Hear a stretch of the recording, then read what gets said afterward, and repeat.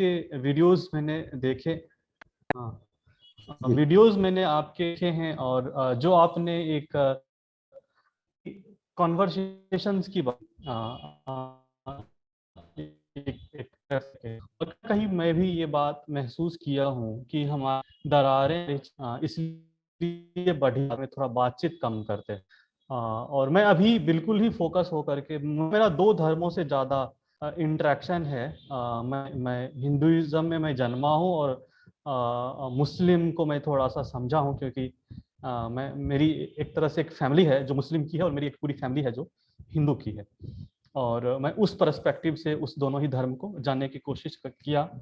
और मैं पता नहीं ये बात कितना इम्पोर्टेंट है अभी बताना, बट मैं एक चीज बताता हूँ कि मैं I been introduce to the meditation at very early stage. मेरी दादी ने मुझे सिखाया था करीब 7वीं और 8वीं मैं मतलब मैं साल का रहा हूँ, 7वीं और 8वीं साल का। जी। और अभी मैं करीब करीब 35 साल का होने वाला हूँ। और मैं द मेडिटेशन एक ऐसा चीज है, अगर मतलब it has not back point, मतलब आप मेडिटेशन में पीछे नहीं भाग सकते। जी। अगर आपने एक कदम आगे ले लिया तो there is no other thing that can you back, मतलब आप से पीछे जा सकते हैं। जी। एंड एक चीज आपने बोला था एक मीटिंग में, लाइन याद है, देश में ये व्यवस्था है या ये चीज है कि जो थोड़ा वो धर्म और चीजों को नहीं जानते हैं उनको ज्ञानी नहीं मानते, या इस तरह का एक स्टेटमेंट था। मैं पता नहीं किस तरह से आर्टिकुलेट कर रहा हूँ, बट आपने एक लाइन बोला था एक मीटिंग में भी।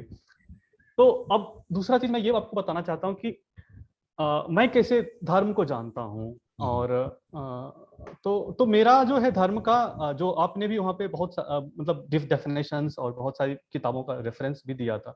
शिक्षा में धर्म को लेकर के आपने एक वीडियो है आपका, वो उसका मैं रेफरेंस अभी ले रहा हूँ।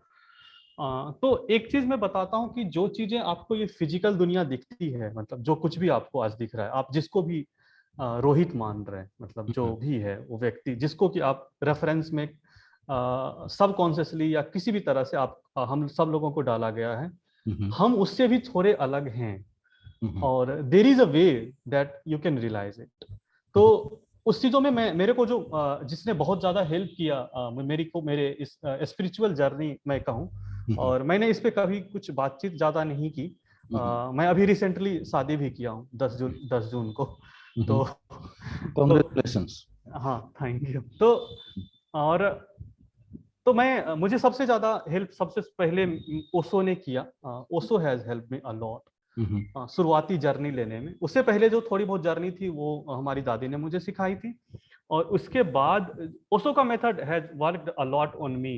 और एक हम लोग, चूंकि मैं बेगूसराय से हूँ, बिहार में मैं बेगूसराय से हूँ, और बिहार में आप जानते हुए कि मुंगेर में एक कॉलेज है, योग कॉलेज हमारे मुंगेर में। तो वहाँ के एक वहाँ का एक ब्रांच है बना हुआ बेगूसराय में भी, योग संस्थान में, और मैं वहीं रहता था बगल में ही। तो वहाँ के एक गुरु थे, उन्होंने मुझे कुछ मेडिटेशन टेक्निक सिखाया था। जो उनका जो सबसे इम्पैक्टफुल टेक्निक मेरे पे वर्क किया था वो कुंडलिनी मेडिटेशन था। मतलब मतलब ऐसा था, ये इट इज ये this is the year of 2006, ये 2006 की बात है।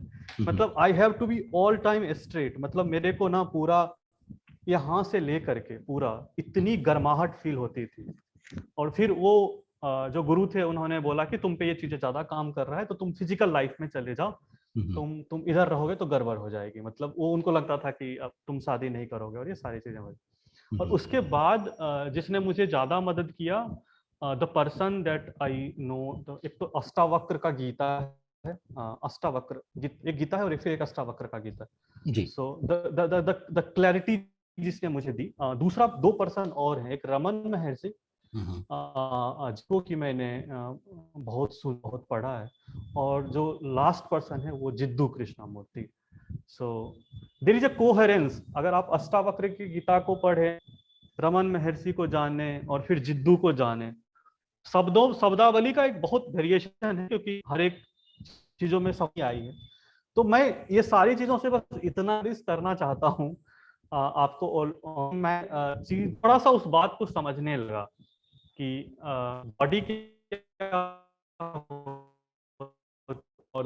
लिया है। सवाल क्या शिक्षा में धर्म को इंट्रोड्यूस करना चाहिए? तो मेरा एक क्लियर मत है उन चीजों में कि अगर कोई भी व्यक्ति लेकिन आपने वहां पे बहुत क्लियरली बातें रखी, आपने धर्म की बात नहीं की कि तुम धर्म को मत सिखाओ, धर्म के बारे में जानो कि इसका क्या कोर है, इसका क्या कोर है। अलग अलग जो एस्पेक्ट्स आपने डिवाइड कर दिए, वो होगा कभी मतलब मुश्किल होगा थोड़ा होना, क्योंकि कोई भी एक मत पे रुक नहीं सकता वो चीजें। तो मुझे ऐसा हमेशा से लगता है कि धर्म को तब तक किसी के भी दिमाग में इंट्रोडक्शन नहीं होना चाहिए जब तक कि वो रेशनली डेवलप नहीं है। मतलब मैं ये हमेशा कहता हूं कि जब तक साइंटिफिक हो सकते हैं कहना द लास्ट पॉइंट, अब जब साइंटिफिक नहीं रहना है तो आप इरेशनल हो सकते हैं और थोड़ा सा धर्म के बारे में जाने, लेकिन उससे पहले अगर कुछ करना है तो बी साइंटिफिक अबाउट इट। वो हेल्प करता है ह्यूमैनिटी को। वो एक बात जो मैं कहना चाहता था। दूसरी बात है, आपने एक बात है बहुत आपने नबी पे, मोहम्मद पे आपने बोला कि वो तो बोलते हैं कि दयालु है अल्लाह, और फिर ये सारा चीज जो ये बार बार डराते और धमकाते रहते हैं।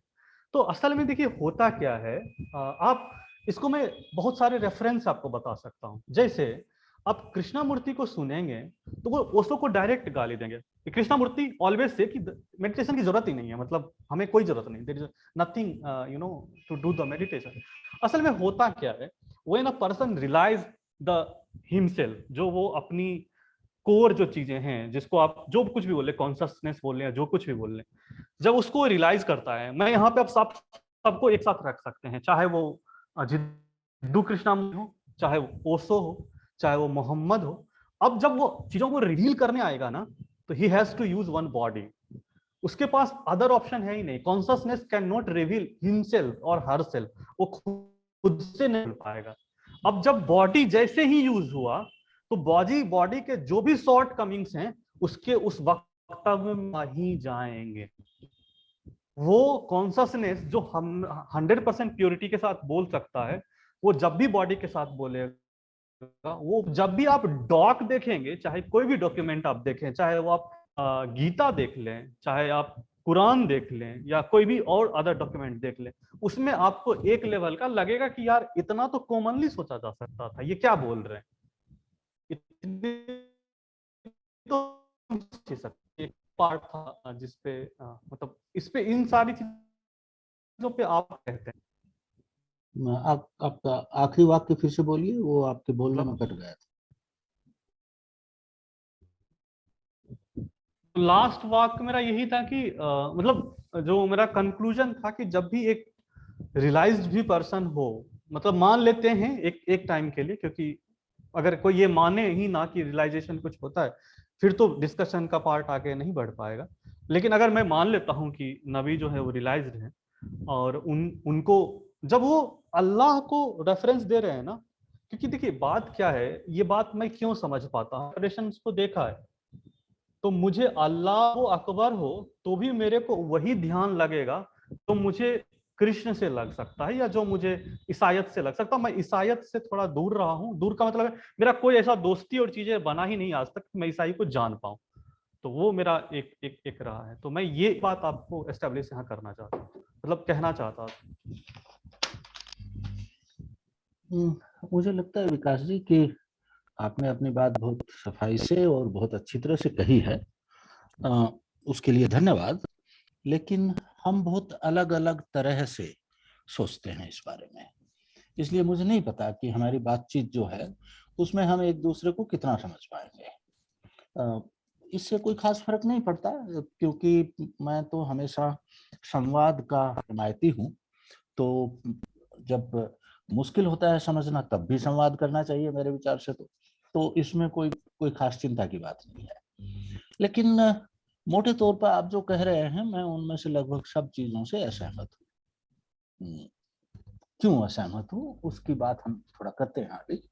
मैं थोड़ा इस माइक को एडजस्ट कर लूँ। हाँ हाँ हाँ, आपकी आपको आवाज मेरी ऐसे आ रही है। हाँ आपकी हाँ मेरी हाँ, आ आवाज रही आपको है। ठीक आ रही है? ओके बिल्कुल बिल्कुल। जी। तो देखिए पहली बात तो ये है कि मैं अब, पहले नहीं करता था मैं, अब मैं धर्म, मजहब और स्पिरिचुअलिटी जिसको कहते हैं आध्यात्मिकता, उसमें मैं थोड़ा फर्क करने लगा हूँ। और उस फर्क को मैं इस तरह से देखता हूं कि जिस तरह से धर्म भारतीय चिंतन से आता है और इसके बहुत सारे अर्थ हैं एक्चुअली, हम सब जानते हैं ये। तो जब हम मतलब किसी चीज की प्रॉपर्टी, गुण धर्म, फिजिकल प्रॉपर्टी से लेके और नैतिकता, कर्तव्य और बहुत सारी चीजों में, बल्कि कानून भी, तो धर्म के बहुत व्यापक अर्थ हैं। और जब हिंदू धर्म की बात हम करते हैं तो हम बात कर रहे होते हैं मूलतः एक ऐसी जीवन पद्धति की जिसमें कुछ मूलभूत सिद्धांतों के आधार पर इन सब चीजों के बारे में निर्णय लिए जाते हैं, कानून से लेके कर्तव्य तक और नैतिकता तक, और जिसको आप भक्ति या ईश वंदना या जिसको आप जीवन के अंतिम उद्देश्य के रूप में अभी कह रहे थे, वो सब चीजों के रूप में, तो बहुत व्यापक है वो। जब पश्चिमी धर्मों की बात होती है, जो खासकर यहूदी धर्म में से निकले हैं, हम इस बात को नहीं देखते हैं। मैं आऊंगा आपकी बात पर, आपको सब एक जैसा दिखता है, मुझे बहुत अच्छी तरह याद है और मैं उस पर आऊंगा। लेकिन जिन लोगों ने अध्ययन किया है धर्म का, वो जब पश्चिमी धर्मों को देखते हैं तो उनमें बहुत बड़ा फर्क है। उसके लिए धर्म शब्द का उपयोग जो हम करने लगे हैं, इसमें समस्या लगती है मुझे। उसके लिए पंथ का उपयोग भारतीय दृष्टि से देखें तो अधिक उपयुक्त है। लेकिन अब मैं मजहब या रिलीजन शब्द को काम में लूंगा उसके लिए। तो पहली बात तो मैं ये है कि मैं हिंदू धर्म की बात नहीं कर रहा हूं। मैं जिसको आप हिंदू धर्म कहते हैं उसमें पूरी की पूरी पंथों की एक टोकरी है। तो आप ये कह सकते हैं कि वो बहुत सारे रिलीजन्स का एक गुच्छा है। तो मैं रिलीजन शब्द या मजहब शब्द काम में लूंगा। तो जब सेमिटिक धर्मों को देखते हैं, जिनको कई बार लोग आजकल बातचीत में अब्राहमिक रिलीजन्स कहते हैं, तो उनमें एक बहुत बड़ा फर्क है। और वो फर्क ये है कि वो उनका एकेश्वरवाद भारतीय एकेश्वरवाद से बहुत अलग है। भारतीय एकेश्वरवाद ये कहता है अंततः जाके कि भाई सभी चीज मेरे ही रूप हैं, मैं ही हूं। और वेदांत तो मैं कोई वेदांत वगैरह का बहुत जानकार और ज्ञानी स्कॉलर नहीं हूं, लेकिन जितना मैं समझा हूं, ब्रह्म के ही मैनिफेस्टेशन है सब। और जब हम अपने मन में सोचना शुरू करते हैं, जैसे आप भी बात कर रहे थे कुंडलिनी वगैरह की, तो खोज अपने अंदर से, मैं से शुरू होती है। और जिसको आप रियलाइजेशन कह रहे हैं, बहुत सारे और लोग भी कहते हैं, वो फिर वो जिसको कई बार लोग विश्वात्मा कहते हैं, या एक ऐसी स्टेट ऑफ माइंड जिसमें आप उस यूनिवर्सल कॉन्शियसनेस से जुड़ जाए, उसको रियलाइजेशन कहते हैं। सेमिटिक धर्मों में ईश्वर का ये रूप नहीं है।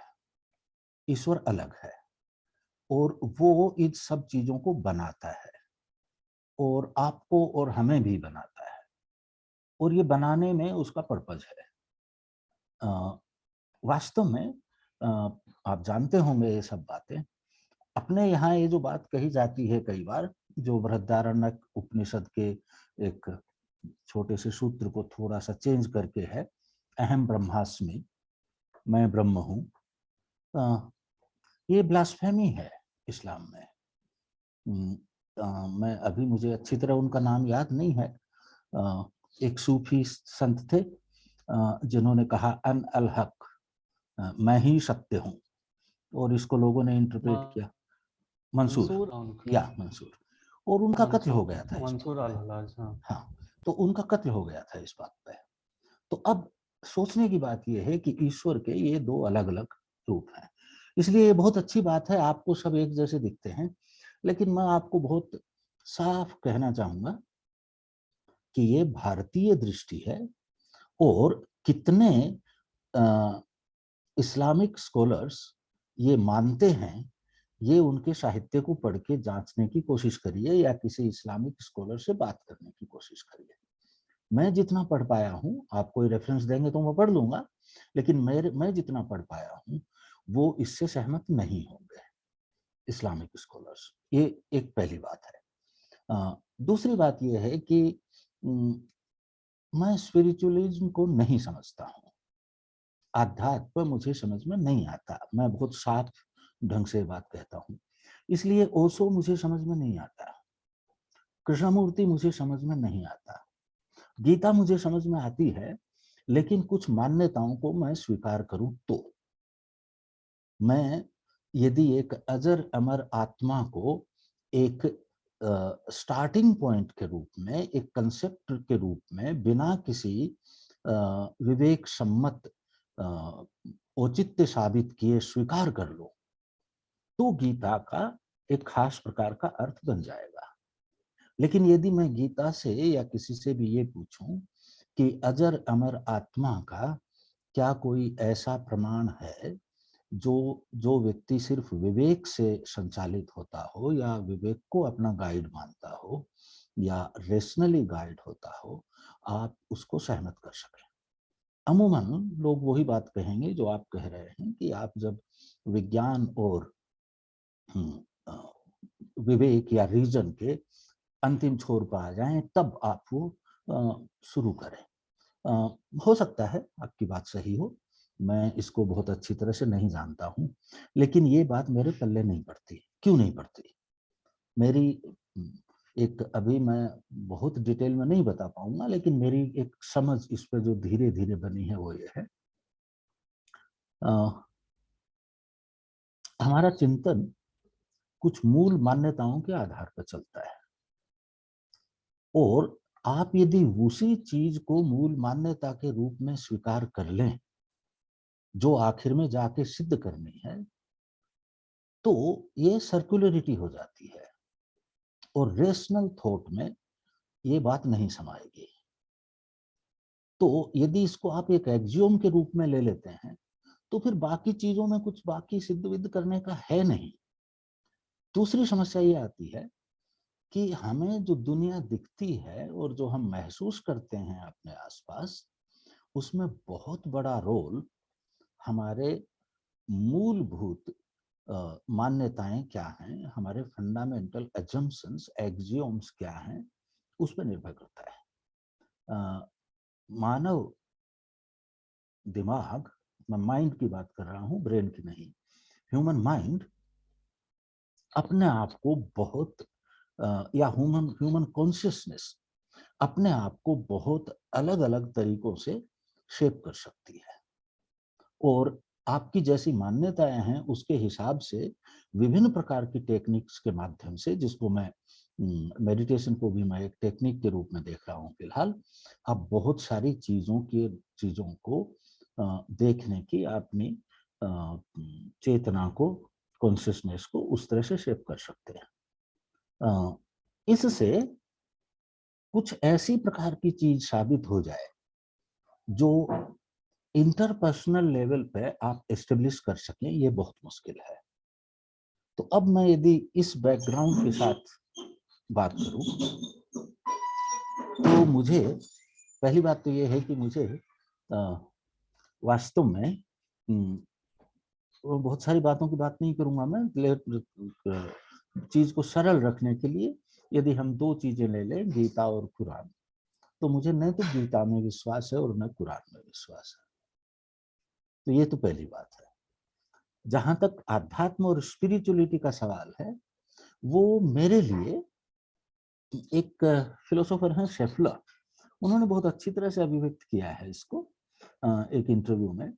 तो मुझे एकदम याद नहीं है, लेकिन मैं उनकी बात को पैराफ्रेज कर रहा हूँ। उन्होंने ये कहा है कि भाई हम लोगों की जो चेतना है वो हमेशा, एक दूसरी जगह से शुरू करता हूं मैं, कांत का ये मत है कि हमारा जो जो रीजन है वो सारी चीजों को यूनिफाई करके एक सिद्धांत बनाना चाहता है। और ये रीजन की नेचर है, वो ऐसा करता ही करता है। अब इसको यदि, और उसमें वो कह रहे हैं कि ध्यान नहीं रखेंगे आप, तो आप एक ऐसी जगह पे चले जाएंगे जहां भाषा और रीजन इस प्रकार के सिद्धांत गढ़ने लगेगा जिनका जस्टिफिकेशन संभव ही नहीं है, दोनों तरह से, जिनको आप न सिद्ध कर सकेंगे न असिद्ध कर सकेंगे। और वो रीजन अपनी सीमाओं को ट्रांसग्रेस कर रहा है। उससे आगे आप सिर्फ विश्वास के आधार पर चल सकते हैं, जिनको अच्छा लगता है वो चले। वो नहीं कह रहे, ये आखिरी बात मैंने कही है, जिनको अच्छा लगता है वो चले। शेफलर ये कह रहे हैं कि ये जो टेंडेंसी है हमारी, ये टेंडेंसी हमेशा कुछ ऊपर ऊपर देखने की कोशिश करती है, लेकिन एक्चुअली ऊपर कुछ है नहीं। एक इसका एक बहुत ग्राफिक डिस्क्रिप्शन एक किताब है गोडेल ईशर बाख होपस्टेडलर की। वो बहुत एक थोड़ा सा मजाकिया है, इसको थोड़ा समझने की कोशिश करें, ये एकदम कोई सिद्धांत के रूप में नहीं है। वो कहता है गोड जो है ना, GOD, गोड, ये कोई शब्द नहीं है, ये एक्रोनिम है। एक्रोनिम है मतलब G कुछ है और O कुछ है और D कुछ है, और D वो लेता है एक सामान्य जिन। अब जिन को आप बुरी चीज मत समझिए, इसको आप एक छोटा सा देवता भी समझ सकते हैं। तो कहता है पहले लेवल पे जब आप जैसे गणित के ब्रैकेट खोलते हैं, तो पहली लेवल पे इसको खोलेंगे तो होगा गोड ओवर जिन। तो ओवर एंड जिन खुल गए, लेकिन गोड फिर से ऐसा कैसा ही रह गया। अब दोबारा खोलिए गोड को, गोड ओवर जिन, तो ये सीरीज बनती चली जाएगी। और आखिर में क्या है ऊपर? शून्य, कुछ नहीं है। तो ये मैं एक खास तरह से आपसे कह रहा हूं, तो मुझे ऐसा लगता है स्पिरिचुअलिटी कुछ इस प्रकार की चीज है। अब जब स्पिरिचुअलिटी धर्म बनता है तो बहुत समस्याएं पैदा होती है, मजहब जब बनता है तो, क्योंकि मजहब की लाजमी चीज है कोई न कोई, जो कि हिंदू धर्म जिसको हम कहते हैं उसमें नहीं है। हमें इस बात पर ध्यान देना चाहिए। मजहबों में लाजमी तौर पर एक फंडामेंटल डोगमा होता है। जैसे इस्लाम में फंडामेंटल डोगमा ईश्वर एक है और मोहम्मद उसका दूत है, और ईश्वर के अलावा, मतलब अल्लाह के अलावा, मैं ईश्वर गलत कह रहा हूं, अल्लाह के अलावा कोई दूसरा नहीं है जो पूजा के या इबादत के काबिल है। ये फंडामेंटल डोगमा है। इसी प्रकार से ईसाईयत में ईश्वर का एकत्व तो फंडामेंटल डोगमा है ही, लेकिन ईसा उसके पुत्र हैं, और इमेक्युलेट बर्थ, इमेक्युलेट बर्थ का मतलब आप जानते होंगे, जो मतलब इस जो बिना जिस तरह से आम बच्चे पैदा होते हैं उसमें स्त्री पुरुष का संसर्ग होता है, तो बिना उस संसर्ग के पैदा हुआ होना ईसा का, ये फंडामेंटल डोगमा उसको, और आप इसको इनकार नहीं कर सकते। तो मजहब में एक फंडामेंटल डोगमा होता है। उस फंडामेंटल डोगमा को, जहां कोई स्क्रिप्चर होती है जो उसको लिखती है, एक्सप्लेन करती है, फिर उसका आधिकारिक इंटरप्रेटर होता है, और एक कम्युनिटी होती है जो उस पर विश्वास करती है और प्रैक्टिसेस करती है। ये किसी भी मजहब के लाजमी अंग है। अब प्रॉब्लम ये है कि जिनको हम इंडिक रिलीजन्स कहते हैं, उनमें कुछ समस्या हो जाती है। हिंदुइज्म में तो इस तरह का कोई फंडामेंटल डोगमा आप ढूंढ ही नहीं सकते। जो भी पाएंगे ढूंढेंगे आप, उससे दूसरा मत हिंदुइज्म के ही स्क्रिप्चर्स में आपको मिल जाएगा। तो एक तो ये बड़ी समस्या है। बुद्धिज्म के पास आप जाएंगे तो वो कहेंगे कि ईश्वर ही नहीं है, तो जो गॉड चाहिए वो भी नहीं है। फिर बाकी चीजें हैं, इंटरप्रिटेशन, कम्युनिटी वगैरह।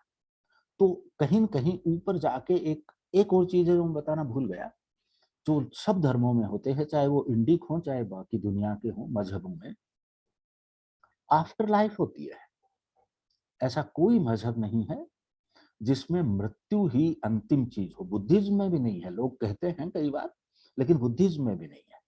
तो ऐसा धर्म हो ही नहीं सकता जिसमें आफ्टर लाइफ न हो, क्योंकि धर्म आफ्टर लाइफ की तरफ इंगित करता है और अपना डोगमा आपको विश्वास करने के लिए जब कहता है, तो हमेशा आफ्टर लाइफ मतलब मृत्यु के बाद के जीवन को की तरफ इशारा करते हुए और उसमें क्या हो सकता है ये आपको बताते हुए उस पर विश्वास करने को कहता है। अब मेरी समस्या दो है। अब बहुत बहुत लंबी बात है और मैं पूरी की पूरी अभी मैं काफी देर से बोल रहा हूँ, इसलिए मैं दो बातें बहुत ठीक से कहना चाहूंगा। आपने लिखा है मुस्लिम में नहीं है, वो हम देखेंगे क्या नहीं है, अभी मैं बात पूरी कर लूँ उसके बाद। मैंने पढ़ लिया है वो। बौद्ध में नहीं है, वो भी देख लेंगे। आप बताइएगा संक्षेप में दोनों को, फिर हम बातचीत आरंभ कर सकते हैं। ये तो पहला स्टेटमेंट था, आगे हम छोटे छोटे टुकड़ों में बात करेंगे तो अच्छा रहेगा। तो अब विकास जी इससे आगे बढ़े हम, तो दो समस्याएं हैं मेरी इससे।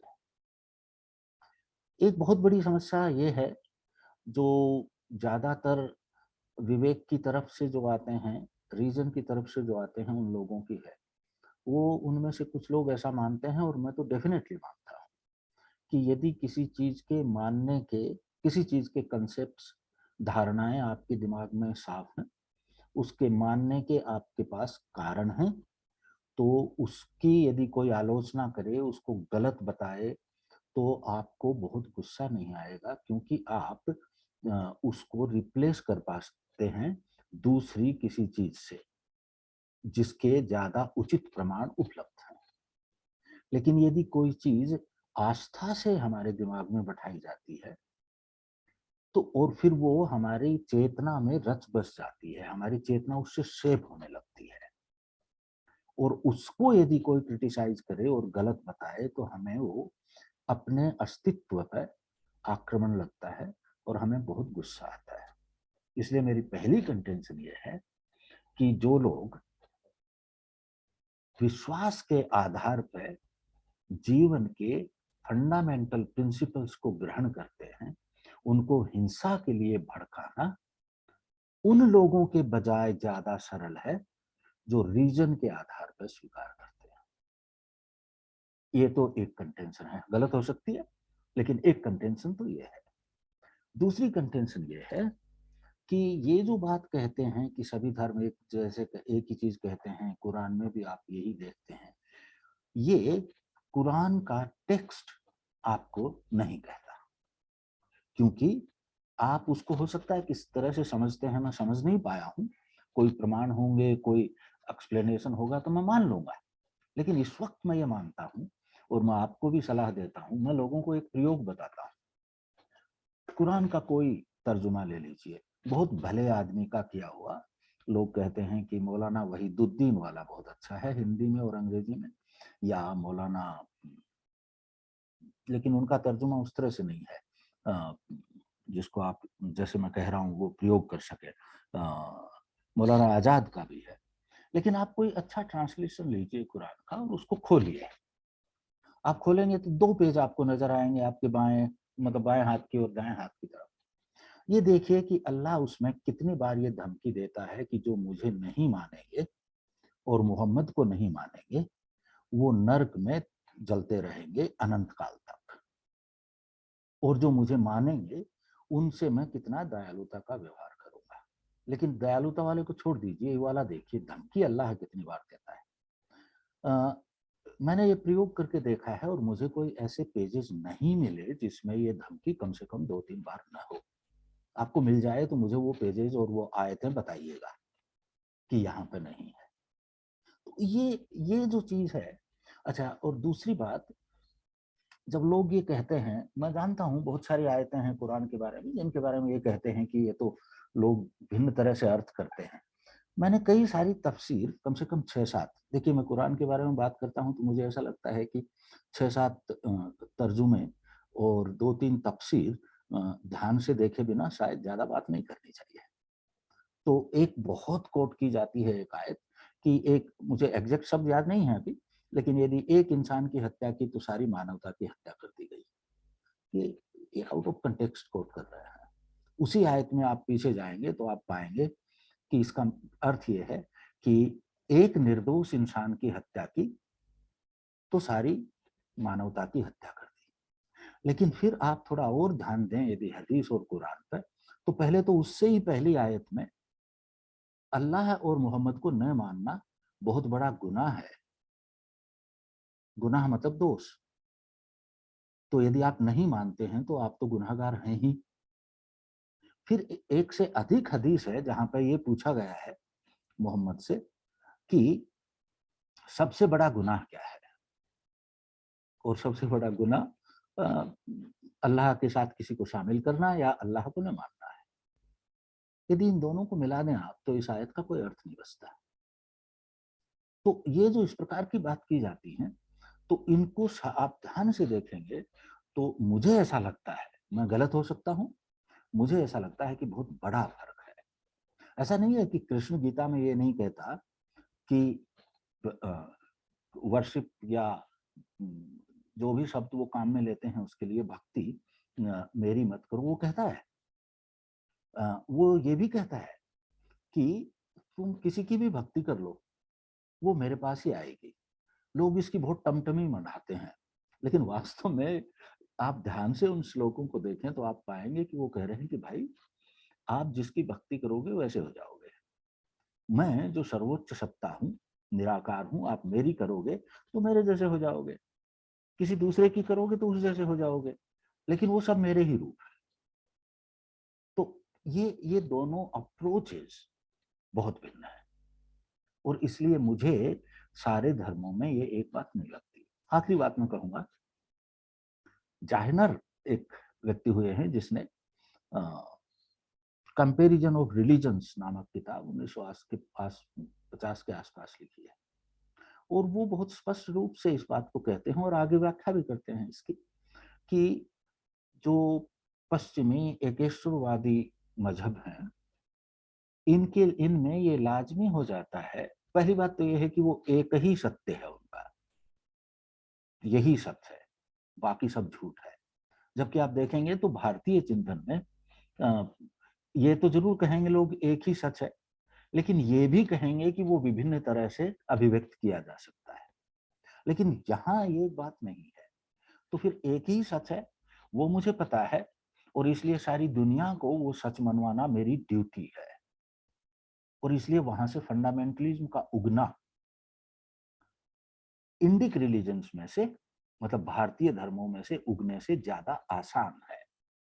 अब क्या हो रहा है वर्तमान परिस्थिति में, लगातार की क्रिटिसिज्म और लगातार की आप ये कहें इस टकराहट में अभी इस वक्त बहुत सारे हिंदू ऐसे बनते जा रहे हैं जो एक डोगमा और ये वाला पाथ, वो अपने आप को हिंदू कहते हुए भी फंडामेंटल प्रिंसिपल्स में वास्तव में देखा जाए तो कन्वर्ट हो रहे हैं, और अभी वो भी एक ही सच है और हमारा ही है और वही मानना पड़ेगा, इस तरफ जोर देने लगे हैं। खुशी की बात अभी ये है कि अभी हिंदू समाज उनको स्वीकार नहीं कर रहा है, और हिंदू समाज में से ही उनका क्रिटिसिज्म हो जाता है।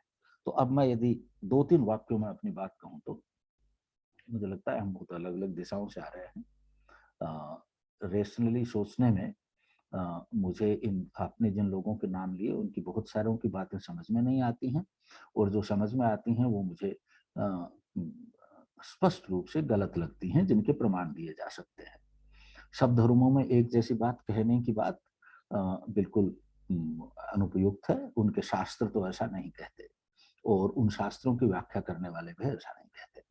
अब मुझे लगता है हम बहुत थोड़े में तो एक काम ये कर सकते हैं कि आपने जो दोनों कमेंट किए हैं, मुस्लिम में नहीं है और बौद्ध में नहीं है, वो क्या नहीं है वो थोड़ा सा बता दें तो हो सकता है मैं 1-2 वाक्य में उसके बारे में स्पष्टीकरण दे दूं, फिर आप अपनी बात करें।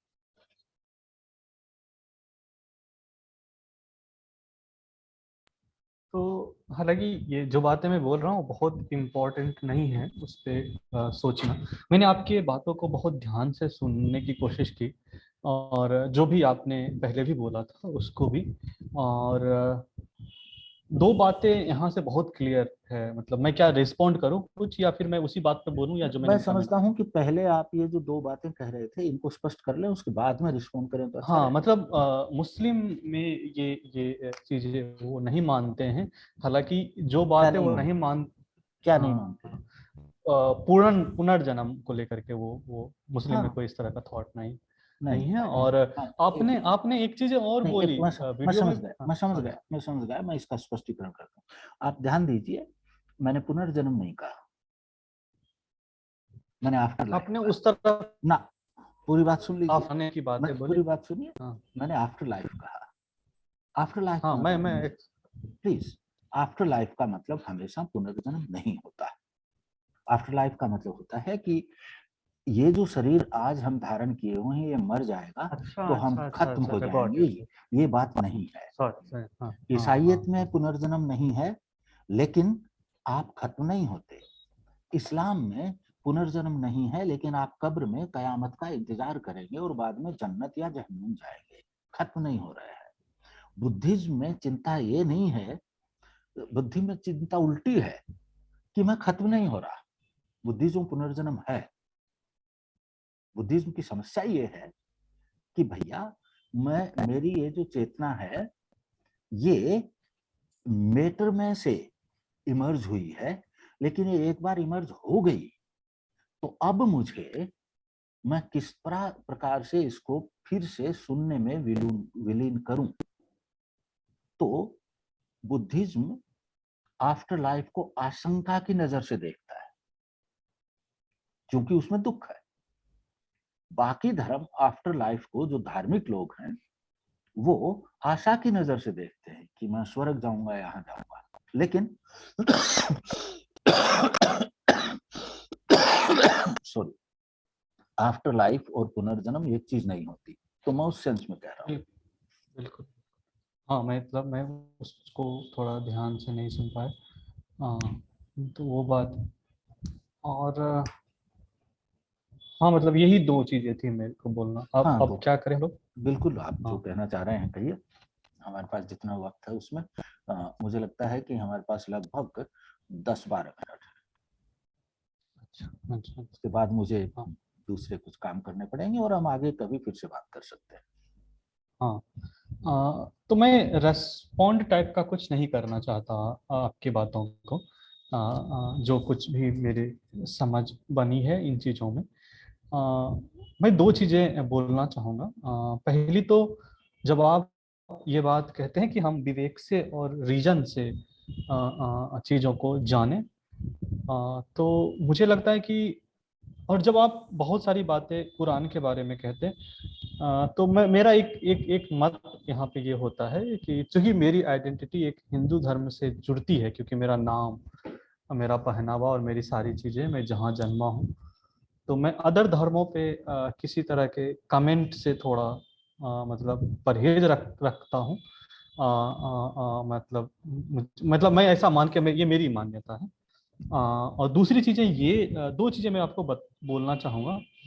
आप एक चीज़ बार बार कह रहे हैं। पहली बातें तो, अगर हम थोड़ी बातें, मतलब बहुत सारी बातें हैं जो कि टाइम कम है, मैं कोशिश करता हूँ कि मैं जो दो तीन बातें हैं मैं तुरंत कर लूँ। एक तो जो मुझे सबसे इम्पोर्टेंट लगता है इस कन्वर्सेशन में मुझे बोल देना चाहिए, वो ये है कि देखिए, ये बात आपने बहुत सही है कि जब स्पिरिचुअलिटी धर्म की तरफ जाती है, जब वो एक संस्था, ऑर्गेनाइजेशन बन जाता है, तो उसके अपने रूल्स, नियम्स और चीज़ें डेवलप होती हैं, और उसमें स्पिरिचुअलिटी का कितना स्पेस रहता है, आप उसको किसी भी लेंस से देख सकते हैं कि उसमें बहुत कम ही रहता है। एक बात तो ये, दूसरी बात है ये, जब आप ये बार बार कहते हैं कि इन धर्मों के वजह से जो चीज़ें आज बिगड़ी हैं, मैं आपको कहूँगा कि आप थोड़ा डाटा सपोर्टेड अगर यहाँ पे बोलने की कोशिश करें, मतलब पहले कितने हिंसाएं होती थी, पहले लोग कितने काटे जाते थे, पहले लोग कितने मरते थे, आप ये देखेंगे, मतलब मेरा यहाँ पे ये मत है कि धर्म ने हमें बचाया है। धर्म ने हिंदुओं को एक दूसरे को काटने से बचाया है। धर्म ने मुस्लिमों को एक दूसरे से काटने के लिए बचा है, ऑल्दो दे आर, वो भी काटते हैं एक दूसरे को अलग अलग, उसमें भी पंथ और धर्म है।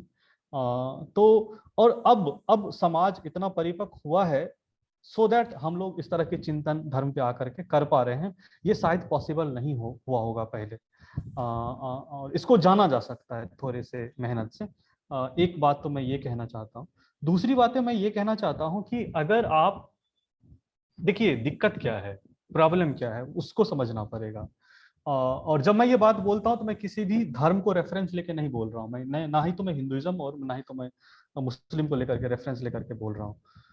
जब आप उस चीज को खुद नहीं जानेंगे जिसकी बातचीत होती है अलग अलग संदर्भों में, तो जो भी आप बात कर रहे होंगे वो आप अपने विवेक से ही कर रहे होंगे, और करते हैं हम लोग यूजुअली।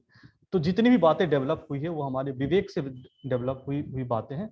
और मैं उसमें कुछ गलत सही नहीं बोल रहा, क्योंकि उसमें भी सेंसिटिविटी है, उसमें भी एक दूसरे के प्रति प्रेम है, हम हिंसा नहीं करें, उसमें ह्यूमैनिटी है, उस विवेक में है ये सारी चीज।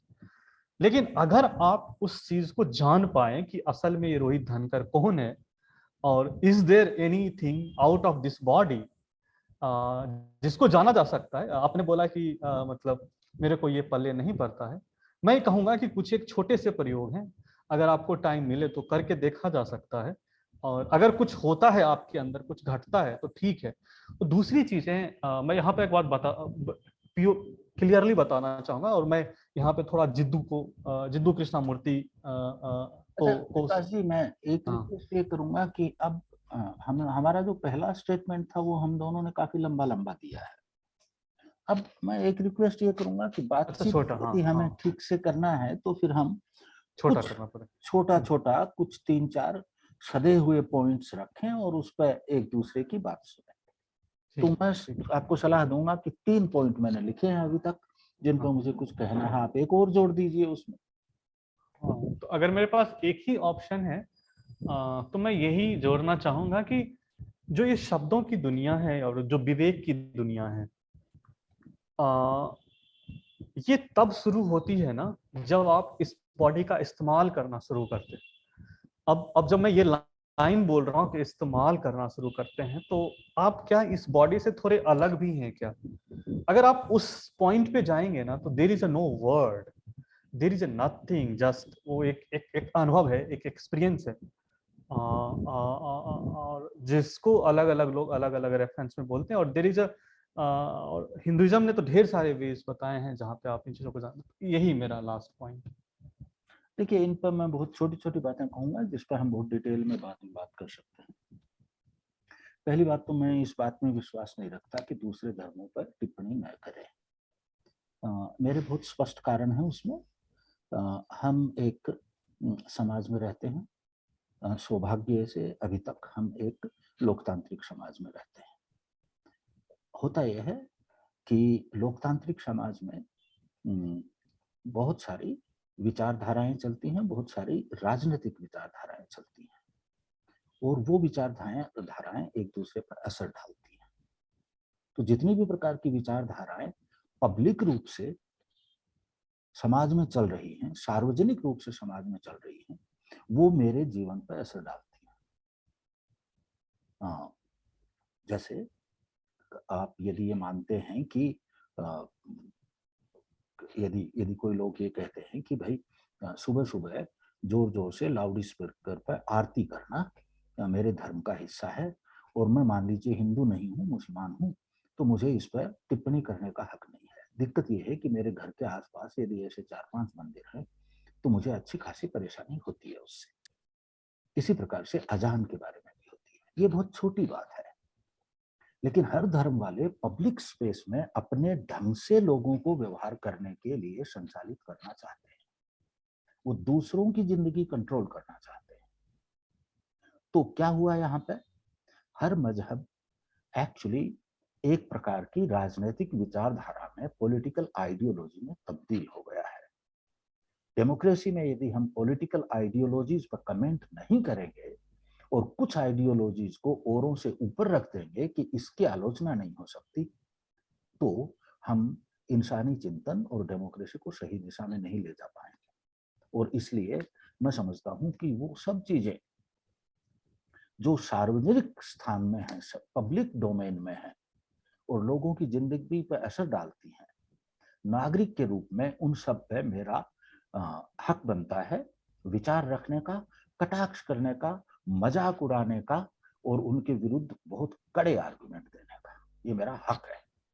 तो मुझे जरूरी लगता है दूसरे धर्मों पर टिप्पणी करना। मैं गलत हो सकता हूं, लेकिन ये मान रहा हूं मैं। दूसरी बात है कि हम डेटा के आधार पर देखेंगे तो हमको इतिहास में जाना पड़ेगा, और जब आप इतिहास में जाएंगे तो आप ये देखेंगे कि आखिरकार हम जानवर से इवॉल्व हुए हैं। मैं अभी आपकी आत्मा वाली थ्योरी पर नहीं आ रहा, जितना जितना विज्ञान वाले बता रहे हैं, इस मृत्य लोक के प्राणी जितना बता रहे हैं, उसके आधार पर चल रहा हूं। और स्थिति यहाँ तक थी कि हम सिर्फ मारते काटते ही नहीं थे, मार के खा भी जाते थे, और धीरे धीरे विभिन्न तरह से विकसित हुए हम लोग। ये सही है कि मजहबों ने एक वक्त एक आप ये कह सकते हैं कि मानसिक और विवेक के विकास के एक चरण में इंसानों को व्यवस्थित जिंदगी जीने के लिए नियम दिए। ये सही है, और इसके मेरे पास बहुत उदाहरण है, और इसकी शायद उस वक्त इंसान को जरूरत थी। लेकिन एक बहुत बड़ा फर्क मजहब और विवेक में ये है, आपके पास जिन फंडामेंटल सवालों के जवाब नहीं होते और जिनके कारण समाज में व्यवस्था नहीं बन, मतलब वो जवाबों नहीं थे, इसलिए व्यवस्था नहीं बन पा रही थी, एक वक्त किन्हीं लोगों ने वो जवाब घड़े मजहब, धर्म, विश्वास के आधार पर। विवेक और मजहब में फर्क यह है कि जब आपके पास अनुभव, अवधारणाएं, चिंतन के तरीके और विवेक विकसित होता है, तो विवेक सतत रूप से विकसित होता रहता है, और मजहब आपको फाइनल आंसर दे देता है। उससे आगे आप जाएंगे तो आपको दंड मिलेगा। मैं बहुत फेमस उदाहरण है, उसी को देके काम चला लेता हूँ फिलहाल। आपको तो एक ओरिजिनली मजहबी नहीं था आइडिया कि धरती केंद्र में है और सब चीजें उसके चारों ओर घूमती हैं, लेकिन इसको मजहब ने हड़प लिया समाज से और बाइबल में डाल दिया इसको। जैसे ही बाइबल में डाला, ये मजहबी आइडिया बन गया। अब बाद में जब हमारी समझ ज्यादा बढ़ी आगे कि भाई ये मॉडल तो काम नहीं कर रहा, तो मजहब ने इसको रोकने की कोशिश की। ये एक उदाहरण है, ऐसे हजारों उदाहरण हैं जिसमें मजहब लगातार यही काम करता है। तो अब आप यदि हिंसा पाएंगे पॉलिटिकल उस पर, तो एक वक्त ऐसी व्यवस्था देने के बावजूद मुझे लगता है इस सवाल को अभी अपन खुला रख लेते हैं और ऐतिहासिक दृष्टि से देखें तो मजहब ने बहुत जबरदस्त मारकाट की है, भारत में भी की है और शांति में भी योगदान दिया है, ये बात भी सही है। लेकिन भारतीय मजहब, आपको शायद आप मेरे से सहमत नहीं होंगे, बहुत सारे हिंदुस्तानी जो अपने आप को बहुत सहृदय और बढ़िया इंसान समझते हैं, वो इसके लिए मेरी आलोचना करेंगे। लेकिन मारकाट करने की प्रवृत्ति भारतीय धर्मों में सेमेटिक धर्मों के बजाय बहुत कम है। इसका कारण मैं पहले बता चुका हूं। एकेश्वरवाद आपको धकेलता है फंडामेंटलिज्म की तरफ, आपके चिंतन को, आपकी लॉजिक को कैप्चर करके, क्योंकि आपका फंडामेंटल प्रिंसिपल ये है, वो आपको धकेलता है उस तरफ। तो मुझे नहीं लगता है कि ये बात सही है, लेकिन इसको अपन खुला छोड़ सकते हैं। अब ये मुख्य बात है जो मैं आपसे करना चाह रहा था, अपने आप को जान लेंगे। देखिए विकास जी, मैं यदि ये मानूं कि मैं मैं यहां से शुरू करता हूं इसको, और ये बहुत रफ स्केच है, इसलिए इसमें गलतियां होंगी, मिस इंटरप्रेट किया जा सकता है कि हम एक भौतिक शरीर है, जानवर की तरफ से पैदा हुए हैं, और एक वक्त ऐसा आया जब दो प्रकार की चीजें हुई, कौन सी पहले कौन सी बाद में मुझे नहीं पता, लेकिन भाषा का उद्भव और आत्मचेतना का उद्भव, सेल्फ कॉन्शियसनेस का उद्भव। ये जो सेल्फ कॉन्शियसनेस है, ये इंसान के लिए पजल है, अब भी है और तब भी थी। अब सेल्फ कॉन्शियसनेस को और इन दो चीजों के कारण हम लोग अपने बारे में मत बनाना, दुनिया के बारे में मत बनाना, कैसा जीवन जिए, ये सवाल करने लगे अपने आप से, और विभिन्न प्रकार के मतांतर और तरीके घड़े, और विज्ञान भी इसी से विकसित हुआ, राजनीति भी इसी से विकसित हुई। अब ये जो सेल्फ कॉन्शियसनेस जिसको मैं कह रहा हूं, क्योंकि हमारे पास इसके लिए कोई आ, कोई माकूल जवाब नहीं है कि ये कैसे पैदा होती है, क्या चीज है, तो एक आप ये कह सकते हैं कि एक अजम्पशन के रूप में ये लगभग सब संस्कृतियों में प्रस्तुत किया गया कि ये बॉडी से अलग कुछ है जो कि अजर अमर है। अब मेरी समस्या ये है कि आप तार्किक दृष्टि से सोचें तो ये कॉन्ट्राडिक्टरी विचार है, इस पर हम आगे कभी डिटेल में बात कर सकते हैं। ये सस्टेन नहीं करता लॉजिक को, ये रीजन को सहन नहीं, मतलब जवाब नहीं दे सकता जो सवाल इस पर उठते हैं उसके। इसलिए इससे बेहतर जवाब शायद ये है कि सेल्फ कॉन्शियसनेस ह्यूमन माइंड की एक इमरजेंट प्रॉपर्टी है। और आपको आश्चर्य होगा, बुद्धिज्म वास्तव में ये मानता है। भारत में चारवाक भी ये मानते थे, बुद्धिस्ट भी ये मानते थे, आज भी यही मानते हैं कि ये कोई अजर अमर सदा रहने वाली आत्मा के बजाय ये एक इमरजेंट प्रॉपर्टी है हमारे माइंड की। तो जब ये बॉडी खत्म होगी, अच्छा ये बात समझें अपन कि हमारा माइंड कोई इंडिपेंडेंट अपने आप हवा में लटकने वाली चीज के बजाय हमारा ब्रेन जिस तरह से फंक्शन करता है उसमें से पैदा होता है। मैं चिंतन को माइंड कह रहा हूँ, कॉन्शियसनेस को माइंड कह रहा हूँ, वो उसमें से पैदा होता है। ये जब ब्रेन नष्ट होगा तो ये भी नष्ट हो जाएगा। इस बात को तार्किक दृष्टि से ज्यादा अच्छी तरह से ना सिद्ध करना नहीं कहूंगा मैं, इसके औचित्य ज्यादा मजबूत है ये कहूंगा मैं। क्या ये आखिरी आंसर दे देता है कि ये क्यों होता है, कैसे होता है वगैरह? नहीं, अभी नहीं है। लेकिन ये खुला छोड़ता है, ये कहता है खोज करो, ढूंढो, हो सकता है मिल जाए, हो सकता है नहीं मिले, क्योंकि इसमें एक दार्शनिक समस्या है। कॉन्शियसनेस जब इस कप को देखती है तो इसकी प्रॉपर्टी तो देख सकती है, लेकिन जब वो खुद को देखती है तो एक हिस्सा उसका हमेशा अपनी नजर से ओझल होता है, रहता है। मैं आपको और स्क्रीन को तो देख रहा हूं अभी, लेकिन मैं अपने आप को नहीं देख रहा। जब कॉन्शियसनेस सोचती है वो भी एक हिस्सा अपने आप से ओझल रहता है। आप कहेंगे कि मेडिटेशन में ऐसा नहीं होता, सब दिख जाता है। मेडिटेशन में आप अपनी कॉन्शियस को दो हिस्सों में बांटते हैं, एक दृष्टा के रूप में और दूसरी कर्ता या अस्तित्व के रूप में। ये जो दृष्टा वाला रूप है ये हमेशा आपकी नजर से ओझल रहता है। तो हो सकता है हमें इसका जवाब कभी न मिले, लेकिन जो ये अजर अमर वाला जवाब है ये बहुत बढ़िया नहीं है। इसमें कॉन्ट्राडिक्शंस है, और भगवान में तो इतने कॉन्ट्राडिक्शन है। अल्लाह, गॉड, ब्रह्म, भगवान, इनमें तो इतने कॉन्ट्राडिक्शन है कि वो 10 मिनट नहीं टिक सकते। आत्मा थोड़ी उनसे ज्यादा मजबूती से टिक सकती है। Let's try to understand that. आत्मा उससे ज्यादा देर तक टिक सकती है। सांख्य बहुत देर तक टिकाता है आत्मा को। खैर, आखिरी बात, सॉरी मैं लंबा वक्त ले रहा हूं।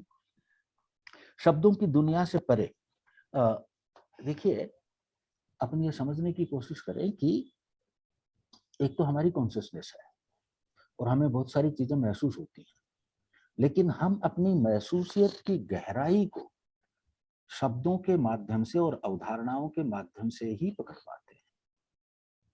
अनुभव बिना अवधारणाओं के अंधा होता है, उसमें समझ, अंडरस्टैंडिंग नहीं होती। कांट ने कहा है, ये मेरे को एट्रीब्यूट मत करिए, लेकिन यदि कंसेप्ट अनुभव से बिना जुड़े हुए हैं, जो कि आत्मा और ईश्वर है, तो वो एम्प्टी होते हैं, उनमें कुछ नहीं होता, वो लफाजी होते हैं। तो हम जो बात कर रहे हैं, हमारी जो समझ है वो इन दो दायरों में चलती है, कंसेप्ट और मैं शब्द नहीं बोल रहा हूं, कंसेप्ट, कंसेप्ट और अनुभव, एक्सपीरियंस, महसूसियत, इन दो के दायरे में चलती है। और शब्द क्या करते हैं? शब्द हमें इसको आर्टिकुलेट करने में मदद करते हैं। तो मुझे लगता है कि आज तो हमें रुकना पड़ेगा अभी, लेकिन मुझे अच्छा लगा आपसे बात करके, और ये बातचीत हम फिर कभी कोई समय निकाल के आगे बढ़ा सकते हैं आज वाले आधार पर। और इसके लिए शायद मैं रिकॉर्डिंग आपको भेज दूंगा, वो काम भी आएगी, क्योंकि जिससे हम अपने आप को रिपीट नहीं करें तो और बात आगे बढ़ सके। तो अब आप कुछ कहना चाहें तो 1-2 मिनट में कहिए, क्योंकि बाद में मुझे कुछ और चीजें करनी पड़ेंगी। मैंने इसके लिए लगभग 1 ही घंटा। तो मैं आपका बिल्कुल टाइम नहीं लूंगा।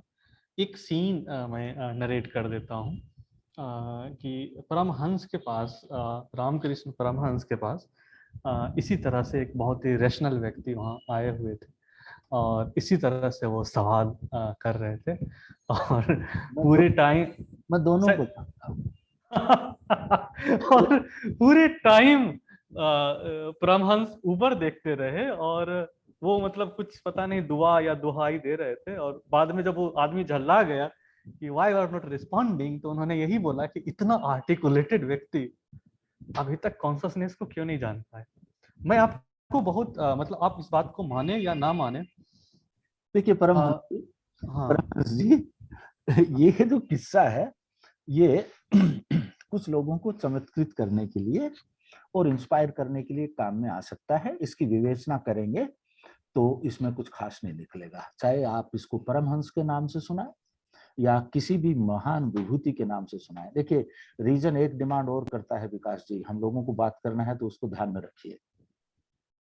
फिलोसॉफी भी करती है और रीजन डेफिनेटली करता है। एक चीज बोलते हैं आर्गुमेंट फ्रॉम ऑथोरिटी। इसका मतलब होता है ये इसलिए सही है कि गांधी जी ने कहा, ये इसलिए सही है कि परमहंस ने कहा, ये इसलिए सही है कि रमन महर्षि ने कहा। नहीं, यहाँ सही गलत की बात ही नहीं है ना। देखिए बात नहीं, जब हम कुछ प्रूव करना चाहें तब तो कोई बात बनेगी ना, मतलब। मैं और करना चाहता हूँ। हाँ मतलब, और करना देखिए बात बात बात वो नहीं है, बात ये है कि मतलब व्हेन आई, मतलब मैं आपको सिर्फ 1-2 लाइन बोल करके इस कन्वर्सेशन में मेरा पार्ट खत्म हो जाएगा कन्वर्सेशन का। व्हेन आई गॉट रियलाइज्ड, मतलब आई एक्सेप्ट कि आई रियलाइज्ड, आप इस बात को माने या ना माने, और मेरे को सबसे पहला जो चीज दिमाग में आया वो ये आया कि यार ये तो बिल्कुल कबीर की लाइन है। मतलब ये तो मतलब, और सूरदास जो बोलते कि मुको कहाँ ढूंढे बंदे, मैं तो तेरे पास में। So it was all time there. ये तो हमेशा ही था। विकास ने जब से खुद को जाना या थोड़ा कॉन्शियस हुआ, वो तो उस कॉन्शियसनेस को जानता था। When I know this thing, तो मैं यहाँ पे रीच क्यों नहीं कर पाता था? Why not? Why I can't stay there? तो वो बात पता है, आप जब पूरी बातें कहते हैं, मैं सिर्फ एक और इसमें ऐड कर देता हूँ। 1893 में शिकागो सम्मेलन में जो विवेकानंद बोले हैं, मैं ऑथोरिटी पे नहीं जा रहा, मतलब अ सिंपल व्यक्ति, उसमें आप जो एक बात कहते हैं ना, आपको उस पे हम एक बार जरूर कॉल रखेंगे, कॉन्वर्सेशन करेंगे। और एक बार आप शायद आपने उसको देखा होगा, मैं सिर्फ वही लाइन बोलता हूँ, सिर्फ उसी पे आ जाता हूँ डायरेक्ट, कि क्या जरूरत पड़ा कि इस प्योर प्योरिटी को, अगर कॉन्शियसनेस को हम प्योरिटी एक मिनट के लिए मान लो, इस प्योर इम्प्योर बॉडी में आने के लिए, जहां पे ढेर सारे सीन्स होते हैं जो हम कर रहे होते हैं, जरूरत क्या पड़ा? फिर वो कहते हैं इस सवाल के आंसर में, और आप भी उस बात के अराउंड पहुंच जाते हैं अपनी बातों को कहते हुए, कि जब इतना देखिए, सवाल का अगर आंसर होगा तो वो भी कोई एक थॉट ही होगा, वो भी कोई एक विचार ही होगा। और विचार जब होगा तो वो किसी से बोरोड होगा, वो फर्स्ट हैंड एक्सपीरियंस कैसे होगा? जैसे कि मैं अगर चीनी ना खाऊं, आप मेरे को चीनी के बारे में कितना भी समझाओ ऐसा स्वाद होता है, if I not tested it, if I have not realised it in my experience, इसको मैं सवालों से, थॉट से, विवेक से, रैशनल से समझ पाऊंगा क्या? तो वो जो बिंदु है, अगर हम थोड़ा उस पर चर्चा करें, लेकिन हाँ, उसके चर्चा का सीधा मतलब होगा कि आपको कुछ प्रयोग करना पड़ेगा और खुद पे करना पड़ेगा, अदरवाइज उस चर्चा का आगे का कोई मतलब नहीं होगा। क्योंकि अगर वो आपके अंदर नहीं घटना शुरू होगा तो उस घटना के बारे में बात ही फिर क्यों करना? वो तो आप कहीं पे पढ़ लें, आप गीता कुरान सभी कुछ ना कुछ बोलिए। तो यही मेरा लास्ट पॉइंट है, और मुझे सच में अच्छा लगा आपसे बात करके, और आपने जिस रैशनैलिटी से चीजों को रखी है और जितना आपने उस पर एक बृहद ज्ञान जुटाया है, मेरा तो बिल्कुल भी उतना नहीं है। मुझे सिर्फ कृष्णमूर्ति की डायरी ने मुझे बहुत मदद की थी, मैं उतना देखिए देखिए नहीं पढ़ा। विकास जी, ये जो दोनों सवाल हैं ये काफी फंडामेंटल सवाल हैं। इन पे हो सकता है हम आगे कभी विचार करें, या हो सकता है कि यदि बहुत सारे लोग इस तरह से आर्ग्यू करते हैं और हम दोनों को विचार करने का टाइम न मिले, तो हो सकता है मैं इस पे या तो कोई छोटा मोटा वीडियो बनाऊं या इस पे कुछ लिखूं मैं। लेकिन ये सवाल फंडामेंटल है। एक एक लाइन में किस दिशा में ये बढ़ सकता है वो ये है, विवेकानंद ये पूछ रहे हैं इस प्योरिटी को इस बॉडी में आने की जरूरत क्या पड़ी। मैं उल्टा कह रहा हूँ, ये कोई प्योरिटी वगैरह नहीं है, इसी बॉडी का गुण है जो आई नहीं, कहीं से इस बॉडी में पैदा हुई और अब ये खुद को कई प्रकार के भ्रमों में डाल सकती है, इसलिए आगे के सवाल उठ रहे हैं। दूसरी जो बात है, चीने का स्वाद, ये बहुत अच्छी बात कही है आपने। तो हम ये देखेंगे कि ज्ञान कैसे पैदा होता है और ज्ञान की सीमा, मानवीय ज्ञान की सीमा क्या है। देखिए एक सज्जन हुए हैं, अगर आप ठीक कह रहे हैं कि शब्दों में बात करेंगे तो किसी न किसी की बात आएगी, तो एक सज्जन हुए हैं इमैनुअल कांट नाम के, उन्होंने तो भाई एक पूरी किताब लिख दी, क्रिटिक ऑफ प्योर रीजन। वो उसमें बहुत सारी चीजों में एक यही इन्वेस्टिगेट कर रहे हैं वो, कि हमारा विवेक अपनी सीमाओं का अतिक्रमण जब करता है तो किस प्रकार की कल्पनाएं या किस प्रकार की धारणाएं बनाता है और उनको सिद्ध या असिद्ध करना कितना मुश्किल होता है। तो आगे हम कभी इस पर बात कर सकते हैं, अभी इस सवाल को भी खुला छोड़ देते हैं। जैसे आपका धर्म ने खून ज्यादा बहाया या शांति ज्यादा फैलाई, ये सवाल खुला है। 3 सवालों पर हम, बहुत सारे हैं लेकिन 3 क्रिस्टलाइज्ड सवाल हैं जिस पर हम लोगों के अच्छे खासे सीरियस मतभेद है। तो आगे कभी बात करते हैं, आपसे बात करके मुझे काफी अच्छा लगा। बिल्कुल, और मैं आपसे रिक्वेस्ट करूंगा कि आप कुछ प्रयोग जरूर करें, सिंपल देखिए प्रयोग। देखिए इस पर हम आप मुझे यदि हाँ, ऐसा प्रयोग करने को कहेंगे जिसमें पहले मुझे कुछ स्वीकार करना पड़ेगा। नहीं, कुछ भी स्वीकार नहीं करना पड़ेगा, अब बस मेरी बात आपको। समझ हाँ लें पहले, हाँ मेरी बात समझ लें हाँ। पहले, मैं आपके प्रयोग वगैरह कर लूंगा, लेकिन उसकी शर्त है। देखिए जब कोई वैज्ञानिक प्रयोग करता है तो वो हाइपोथेसिस लेके करता है और उस हाइपोथेसिस में उसका विश्वास नहीं होता है। उससे कोई ये नहीं कहता कि इस हाइपोथेसिस को मान लो। वो ऐसे सवाल घड़ता है, ऐसे एक्सपीरियंसेस तलाशता है जो उस हाइपोथेसिस को या तो कोरोबोरेट करें या उसका विरोध करें। तो आप मुझे कोई ऐसा प्रयोग करने को कहेंगे जिसमें मुझे पहले से ही कुछ निश्चित रूप से विश्वास करना पड़ेगा, तो मैं नहीं करूंगा। लेकिन यदि आप मुझे कुछ ऐसी चीज बताएंगे, तो जो लिख के भी भेज सकते हैं आप मुझे, जिसमें मुझे पहले से विश्वास नहीं करना पड़ेगा, तो कर लेंगे। लेकिन आपको एक बात बता दूं, मेडिटेशन वगैरह मैं भी करता रहा हूँ। हालांकि मेरा मेडिटेशन के तरीके और उद्देश्य एकदम अलग है। मैं स्पिरिचुअलिटी नहीं ढूंढता। चलिए, आपसे बात करके बहुत अच्छा लगा। और जब आपने वो मैसेज दिया था तब मुझे विश्वास नहीं था कि इतनी अच्छी बातचीत होगी। बहुत बहुत धन्यवाद आपका। Thank you so much. नमस्कार। मुझे नमस्कार। अभी मैं बंद कर रहा हूँ। हाँ हाँ हाँ। नमस्कार। नमस्कार।